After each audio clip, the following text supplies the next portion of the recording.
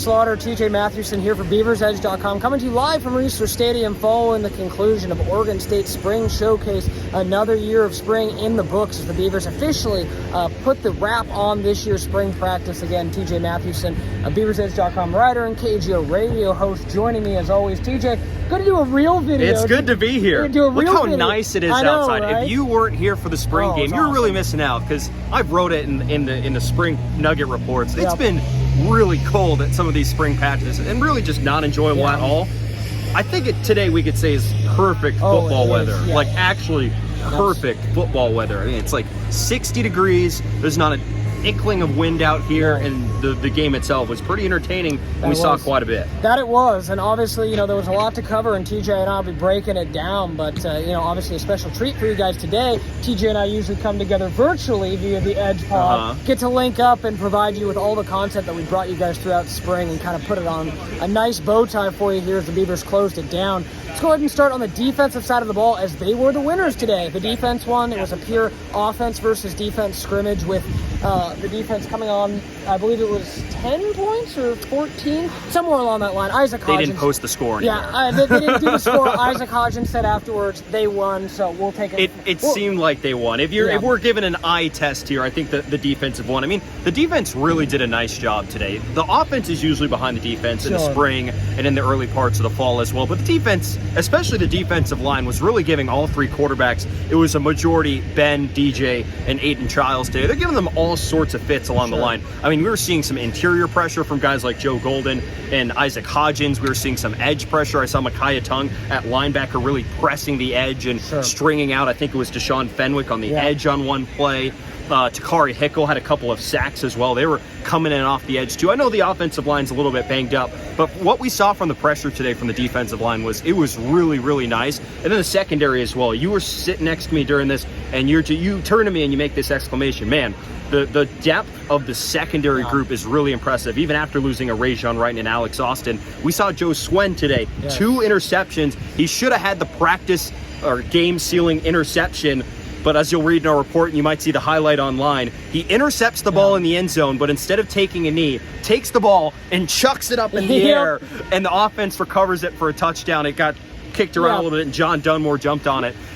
Even though it was probably a stupid mistake, it was a really good, really well-executed play by the defense. All around, though, they gave up a couple touchdowns, but they looked really good today. Yeah, I mean, and I think it's very clear that, unlike a couple seasons ago where maybe the Beavers had some top-level defensive talent and then, they graduated and they kind of had to restart the process, it really looks to me, TJ, like it's more of a reload, not rebuild. Because, on the surface, you mentioned it, Alex Austin, Rajon Wright, Jaden Grant, that is a ton of experience back there and some elite play this last year. And it's just spring practice and all that, and it's early on. But the impression I got earlier is that, Jaden Robinson, who we didn't get to see today, he was limited.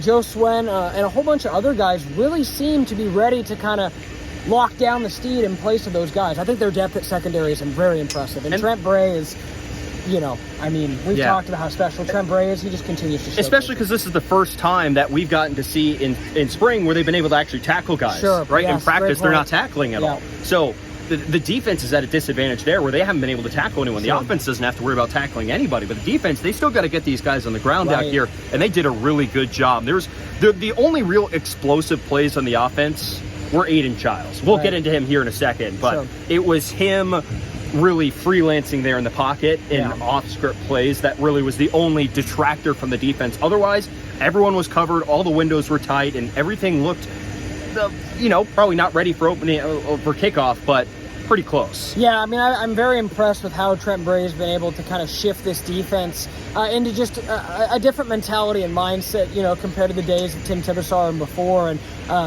Trent Bray continues to showcase why I believe he's one of the top defensive coordinators in this conference. And, I think Oregon State's defense, again, is it fair to assume that they're going to be as elite as they were last year? Maybe not in all respects, but certainly, TJ, it looks to me the defensive line, pass rush, 2 areas of major concern last year, despite a good defense.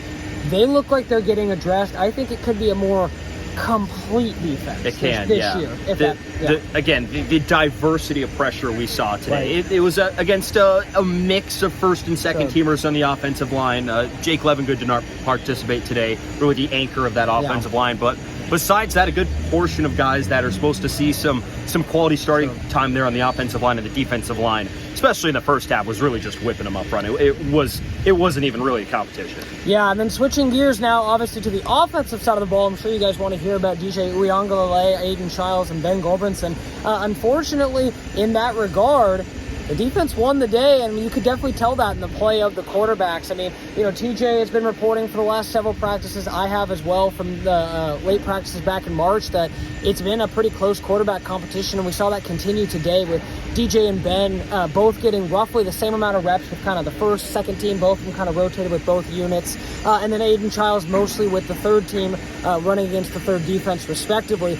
Aiden Childs was the most consistent quarterback. He had the highlight of the day in terms of a throw to Silas Bolden, a big-time touchdown in the near end zone right in front of us. But as far as Ben and DJ go, still not a lot of separation as far as, those who maybe expected DJ to be named the starter.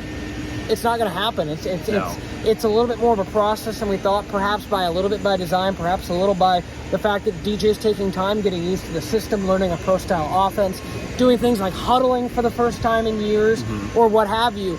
But I expect this quarterback competition to linger into fall camp. Outside of that, not a lot of question marks on the offensive side of the ball. No, there really wasn't. We didn't see Anthony Gould today. Silas Bolden on that highlight reel touchdown that Aiden Childs threw. I mean, if you can go find the highlight, it is just absolutely insane. Off platform, Aiden's falling back in the pocket, off his back foot, falling way like this way, just chucks it up into the air, and Silas makes this pretty sweet diving catch in the end zone. But otherwise, you're right. We saw all three of the running backs today get a little bit of carry. Kind of hard to judge them here in the spring. So in that case, we look at the offensive line. They kind of got beat pressure-wise today, and then the quarterbacks.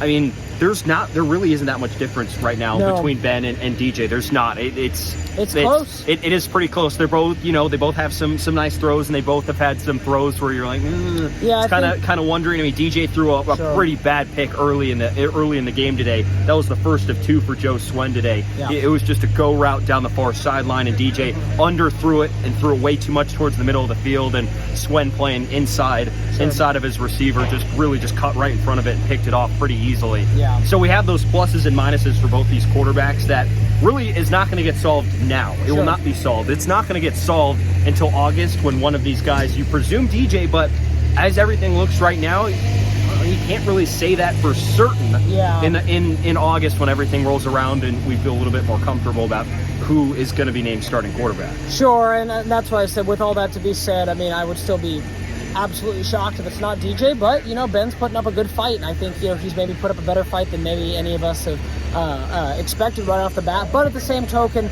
the defense is ahead of the offense. Offense is still pretty limited.